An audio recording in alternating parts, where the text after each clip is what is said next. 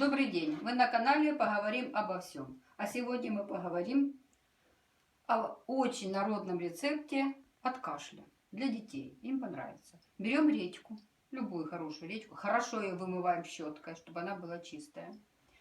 Аккуратно делаем ямку в этой редьке. Вот я ножом сделала, выбрала все. Эта редька нам еще пригодится, мы сделаем с нее салат. Хорошо выбрала серединку. Потом мед добавляем, мед натуральный. Любой. Майский, цветочный, обыкновенный мед. Заполняем эту ямку медом.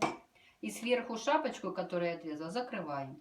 И буквально 2-3 часа у нас появится сок редьки. И этим соком чайная ложечка для маленьких детей, столовая ложка для больших детей от 10 лет. 3 раза в день перед едой. От кашля очень хорошо помогает.